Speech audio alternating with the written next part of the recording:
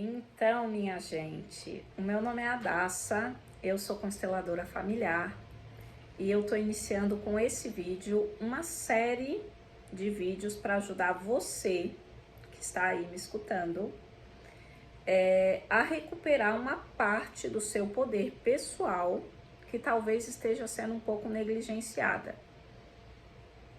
Do que nós vamos falar nessa série de vídeos? Responder a seguinte pergunta: como tomar decisões?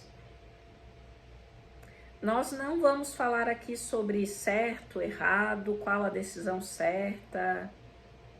Não. Nós vamos falar aqui sobre a força que é necessária para tomar decisões. Porque eu não consigo tomar uma decisão e seguir firme nela até o final. Será que eu tenho vergonha das decisões que eu tomo? Será que eu preciso tomar decisões escondidas? Porque eu não consigo bancar? Que força é essa que é necessária para tomar uma decisão? Então é sobre isso que nós vamos conversar. Por quê? Talvez você não tenha percebido, mas tomar decisões custa um preço. Toda decisão ela tem um preço a ser pago. Por isso que às vezes é tão difícil tomar uma decisão. Porque muitas vezes nós não estamos dispostos a pagar o preço que precisa ser pago para se tomar aquela decisão. Ou seja, não tem como tomar uma decisão importante sem perder alguma coisa. Então é preciso abrir mão de alguma coisa. E às vezes a gente não tem essa clareza de entender por que está sendo tão difícil tomar essa decisão. Do que eu tenho que abrir mão para tomar essa decisão? O que vai nos ajudar aqui nessa série de vídeos? A teoria da constelação familiar, teoria das terapias sistêmicas e também esse livro aqui que eu separei para nos ajudar nessa jornada, que é um livro de Bert Hellinger. O título é No Centro Sentimos Leveza. Para quem já conhece um pouco sobre constelação familiar, esse é um livro bem especial dentro do assunto da terapia sistêmica e das constelações familiares, porque os livros de Bert Hellinger, eles vão seguir ali um padrão.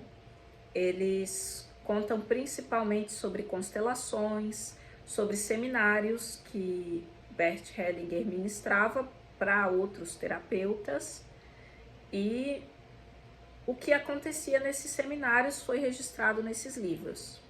Esse livro aqui, ele é um pouco diferente, porque ele é uma coletânea de histórias. Bert Hellinger selecionou histórias que ele considerava histórias que dão força, histórias que têm força, histórias que fazem uma pessoa atravessar de um lugar para outro. Então essas histórias, elas têm lições por trás. Muitas vezes elas são histórias que têm o objetivo de quebrar um paradigma, mudam a nossa maneira de pensar. Então essas histórias, por isso que ele selecionou essas histórias como histórias que têm força. E a gente vai usar, apesar desse livro também falar sobre as ordens do amor, também falar sobre a teoria da constelação familiar. Aqui o que ele tem de mais, assim, de diferente é a questão das histórias, essa união, esse conjunto de histórias que Bert selecionou para colocar aqui nesse livro e nos ensinar algumas lições. Então, para começar o nosso entendimento, eu vou explicar o seguinte: essa série de vídeos, um vídeo após o outro, a gente vai como que descendo uma camada, descendo um degrau, para nos aprofundar ainda mais nesse entendimento. Nós queremos chegar lá na raiz do problema.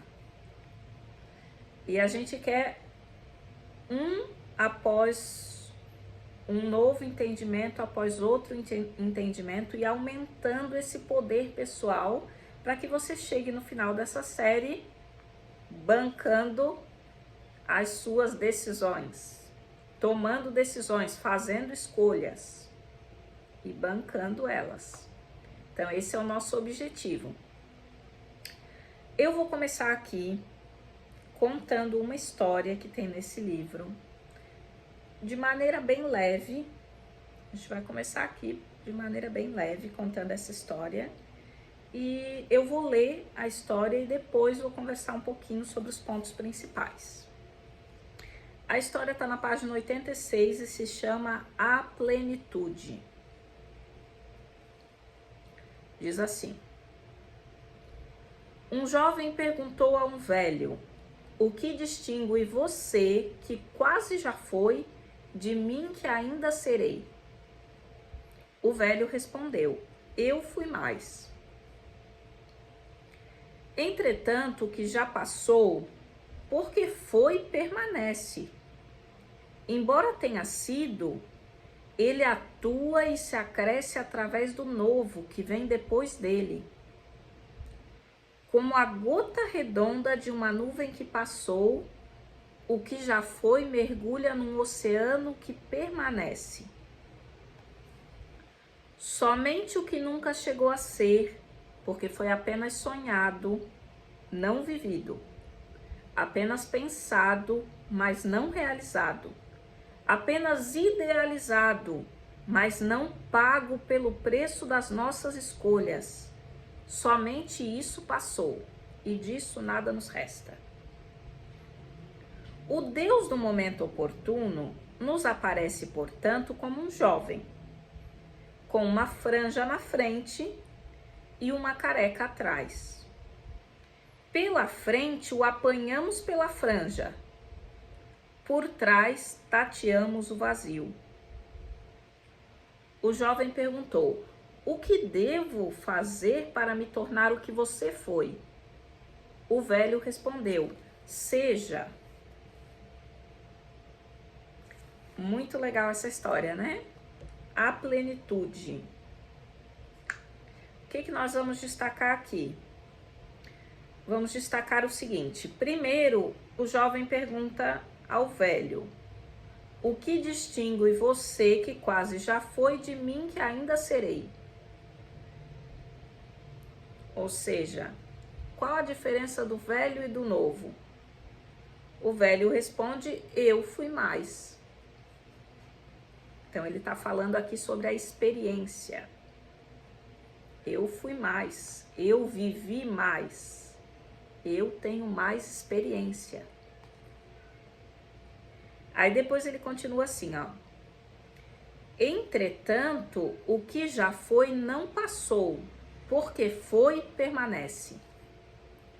Nós temos uma premissa, um pensamento assim, de dizer o seguinte: o que já foi, passou, está no passado. Mas aqui ele falou o contrário: o que já foi, não passou, porque foi, permanece. Ou seja, aquilo que aconteceu no passado e que a gente acha que deve ser esquecido, ele ainda existe. Existe através do novo que está presente. Porque o que foi, marcou, deixou cicatrizes, fez história. Então ele existe no que está presente, ele existe através do novo. Ele até cita aqui uma ilustração: é como uma gota redonda de nuvem, a nuvem passou, que mergulha no oceano que permanece. O que não existe, o que realmente passou, ele explica: a oportunidade. Aquilo que nunca chegou a ser, isso passou, porque foi só sonhado, apenas pensado, mas não realizado, não pago. Então, aquela oportunidade, aquele sonho, aquilo que ficou só no mundo das ideias, aquilo realmente passou. Depois ele vai falar assim, ó, o Deus do momento oportuno nos aparece, portanto, como um jovem. O Deus do momento oportuno, um Deus. Então, para algumas pessoas que estão realmente paralisadas, o momento oportuno é como se fosse um Deus. Ele tem que ser perfeito. Então, elas buscam pelo momento oportuno, elas buscam pela melhor. Sabe aquilo quando que tudo tem que estar perfeito para acontecer? Então, elas buscam a melhor oportunidade, a melhor hora, aquele momento em que todas as coisas se encaixaram e então, enfim, eu vou começar. Mas aí o que diz aqui? O momento oportuno nos aparece como um jovem com uma franja na frente, muito bonito, né? Uma franja na frente e uma careca atrás. Pela frente o apanhamos pela franja. Ou seja, quando o momento oportuno chega e ele parece lindo, tá tudo perfeito, agora sim eu vou começar, eu apanho esse momento oportuno. E como que ele é por trás? Uma franja na frente e uma careca atrás. Ou seja, tateamos o vazio, né?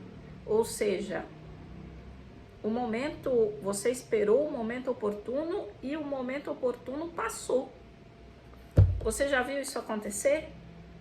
Quando a pessoa fica esperando tanto que venha a hora certa ou que seja a pessoa certa, ela fica esperando tanto que tudo dê certo, que quando realmente ela toma a decisão, o tempo já passou.